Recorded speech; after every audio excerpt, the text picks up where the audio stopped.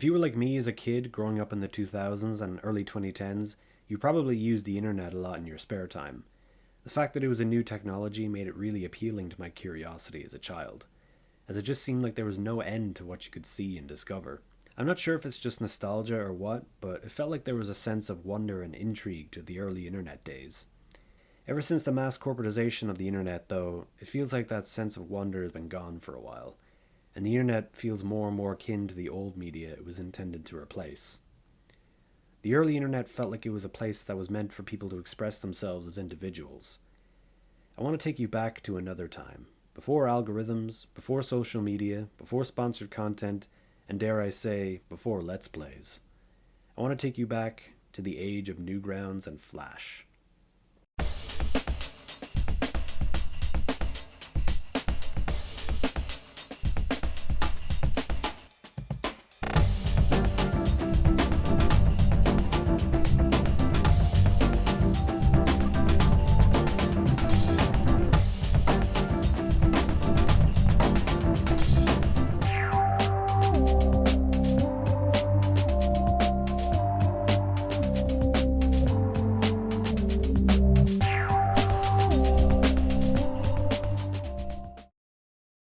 The year was 1995. Flannel and baggy jeans were the mandatory dress code, Gangsta's Paradise was blaring out of every car and boombox for as far as the eye could see, and the world bore witness to one of the worst atrocities in history. Batman Forever. But among all this doom and gloom, there was a young 13-year-old programmer by the name of Tom Fulp, who launched a website that would go on to define a generation of content creators on the internet. This new website would become what we know today as Newgrounds.com, and to help get a better picture of the website's evolution from the 90s up until today, I contacted Tom himself to ask if he would be willing to shed some light on some things I was curious about, and get a sense of how he feels about the journey. This all started for Tom when he created a fanzine for the Neo Geo game console back in 1991. Tom was quite the avid gamer, and his fanzine evolved into a website titled Newground Remix. The website started to gain popularity by the summer of 1996 after Tom released two browser-based games, Club a Seal and Assassin. Club a Seal was a game where you beat up cute little baby seals, and it was inspired by an incident where Tom saw a National Geographic broadcast of a group of people clubbing a real baby seal. While the game angered a lot of people at the time, it's important to know that Tom was quite upset by the broadcast, and he stated he doesn't condone seal clubbing, like any normal person would. Assassin was a series of games where you could kill various pop culture icons and celebrities like Kid Rock, Bill Gates, Saddam Hussein, the Power Rangers, and even Tom himself. By 1997, however, after Tom made a sequel to Club a Seal, he was attending Drexel University and was unable to access the server for his website, so he decided to make a new website he would host on his university web space instead. This new website, called Newground Atomics, would be where Tom would focus his efforts. In 1998, he started to work with Macromedia Flash and used it to make a new front page for his website, as well as a new game called Teletubby Funland. So with the early internet, all the games I'd been making so far had been pure HTML, where it was point and click on pictures to load a new page with a different picture. And then JavaScript came along and was starting to experiment with JavaScript where you could click a picture and it could update the picture without loading a new page. And then you could try like running an audio file, but it was all very kind of like sloggy. And then Flash came along, and suddenly it's like everything was real vibrant and, you know, like full animation, like fancy interactive abilities, music, audio. Just everything about it was just like a level beyond what you could do on the web previously. So I got really excited at the idea of making, you know, fancier interactive games. Later that year, Inside Edition contacted Tom as they wanted to do a piece about Assassin. This got him motivated to get his own domain name for Newground Atomics, and he wanted to change the name to make it easier for people to remember it. He decided on Newgrounds.com, and for the first few months he paid $33 out of pocket to host it. Inside Edition never followed up, but Tom remained determined to keep the site going. The site was growing in popularity, and Tom had to change hosts every few months to accommodate for the traffic. The bill for hosting the site would continue to get steeper and steeper, and he was struggling to pay for it. Eventually, in 1999, it got to a point where the host for the website told Tom he needed to pay $1,000 a month, which he couldn't possibly afford. He instead partnered with Trauma Entertainment to host the site in exchange for a cut of its ad revenue, much to his relief. Trauma Entertainment is an independent film production company founded by Lloyd Kaufman, and they're most well known for their Toxic Avenger films. Tom had his first interactions with Trauma while he was working at Quest Communications during the spring and summer months of his sophomore year in university. Later, they would fly Tom out to LA where they were shooting the Toxic Avenger 4, and he got to spend a day at the Playboy Mansion. Around this time, the website would also see the release of one of its most iconic and controversial games. Now, just a heads up that this next part might be a bit upsetting for some people, but it is an important part of the history that I need to cover, so here we go. In 1999, the Columbine High School massacre saw 13 people killed and 21 injured in the small Colorado town of Littleton. What was a shocking and unexpected event was talked about a lot at the time in the news and for years afterwards. Now, you might be wondering why I'm bringing this up, or maybe you're not if you're aware of what Pico School is. So yes, there was a game made by Tom Fulp that was released not long after Columbine that dealt with the subject of school shootings. In the game, you take control of a little red-headed kid named Pico who tries to survive a day at school after goth kids shoot up the place, and he eventually saves the day by killing their leader, Cassandra, who turns out to be an alien with a penchant for streaking. Very interesting. The game has been praised as the pinnacle of Flash 3 programming, which at the time consisted of commands that didn't work much different than a play-pause button in the point-and-click style gameplay. But back when the game came out, it was anything but celebrated by the media. After Columbine, Tom got a lot of hate and angry emails from people who had blamed his website and games for inspiring the shooters. This was on top of the numerous other things people claimed inspired the shooting, including the game Doom, violent movies, and the music of Marilyn Manson.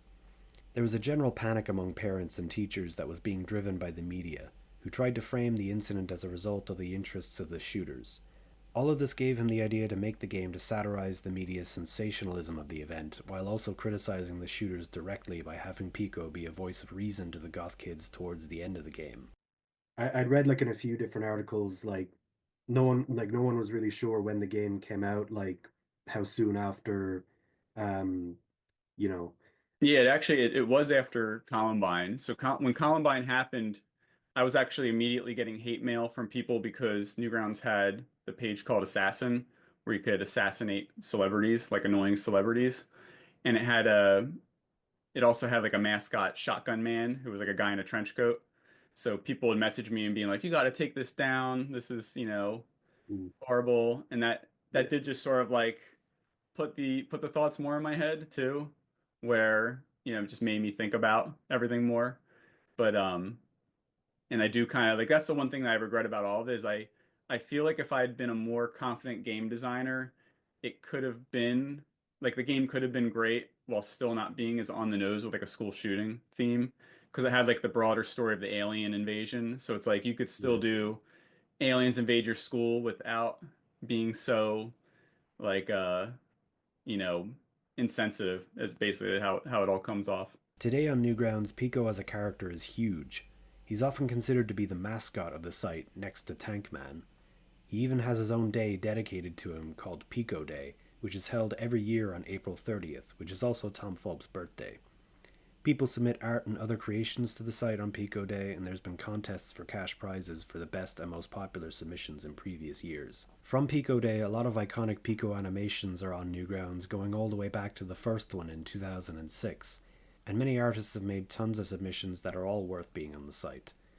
I'm going to go more in depth with some of these in a later episode though, so sit tight for that. The game Friday Night Funkin', which is the most played game on Newgrounds despite only being up since 2020, is known for having Pico as one of the opponents who you fight in a rap battle. When you made Pico School, did you ever think that the Newgrounds community would embrace that character as much as they have? Because between Pico Day and him being in Friday Night Funkin', just and everything else that the characters inspired over the years. How does it all make you feel? It's a it's always been it's been especially surreal ever since Friday Night Funkin' Like when I made the game originally, I was hoping people would like the game, and then it was kind of interesting to see how it kind of just went on for years as sort of like a mascot. Like people really kind of connect with the character. Like I always think it kind of connects to people that like went through a lot of anxiety in school. Really like the Pico character in the game. Um, and it was interesting because I was sort of trying to downplay Pico Day in the more recent years, trying to move it to more of like a general Newgrounds Day to celebrate like everyone's stuff on the site. But then when Friday Night Funkin' came along and then added Pico, it was just like this whole Pico renaissance, and that got just surreal because then I'm older now. Like back then, I was like pretty young when I made Pico, but now I'm like an older guy, and it's like weird now. It's like when I see my own kids are like playing Friday Night Funkin' with Pico, I'm just like, oh man, like what have I done, Yeah. with this thing? But but it's still also like it's nice to see people still connect with the character, and I like that side of it. Anyway, I could talk forever about how popular Pico is for Newgrounds, but I have to move on. Suffice it to say, Pico is great, and Newgrounds wouldn't feel the same without him. The same year Tom made Pico School, he also made The Portal, which at the time was just a place for him to dump his half-finished projects. But it would soon become something that would not only change what it meant to be on Newgrounds, but also change the way people use the internet. As Tom continued to update and improve Newgrounds, he started getting requests from people to showcase their creations on The Portal. Tom would gladly feature these creations, but as more and more submissions kept being sent to him, he struggled to keep up. Eventually, Tom decided to update the portal to allow users to submit their own creations automatically, and on April 6, 2000, with the help of his friend Ross, they made the Newgrounds portal capable of automatically showcasing content that users submitted to it. Ross would also implement the early voting system for user submissions, and he continued to work at Newgrounds for a number of years afterwards. The voting system allowed for Newgrounds users to effectively act as the quality control on the site. How it worked was like this. When a submission was posted on the site, people could give it a score from 0 to 5 based on its quality. After the first 100 votes on a submission, if it had an average score lower than 1, it would be deleted from the site and recorded in the obituaries page. If its score was lower than 1.25 after 150 votes, it was deleted, and if it was lower than 1.6 after 200 votes, it was deleted. This threshold of 1.6 was called the blam threshold, which simply means the threshold that a submission needed to be at to prevent it from being blammed. Blam, aside from being a god-awful Netflix anime, is basically the slang term Newgrounds people use to refer to a submission being deleted in the final phase of voting. The voting system has gone through a lot of change over the years. The numbers of the thresholds have changed, there's been a new ratings and review system, but the general principle of users having the power to vote on what they think should be allowed on the site has remained. So with this new automatic portal, Newgrounds became the first website to allow users to upload their own original content to the internet in a way that was easier and more efficient than ever. And just for reference, this was 5 years before YouTube would launch with the same idea. Now armed with the power to share games and animations without limit, the Newgrounds community started to go berserk. The early 2000s are often considered as the golden age of Newgrounds, as numerous classic creations were uploaded to the website around this time that have gone on to have huge success. You had the big stuff like Alien Hominids, Salad Fingers, Madness Combat, but also just an avalanche of great stuff from far too many people to count. There were also many early internet memes that were first popularized on Newgrounds. All this content made Newgrounds a vibrant environment filled with creativity and unique ideas, and it still is today, and I'm going to take you on a journey through all the best content this site has to offer. In the next episode, I'll be looking at some of the best games and animations throughout Newgrounds' history, as well as some I remember from back in the day. So if you want to see where that goes, you can stay tuned. Thanks for watching.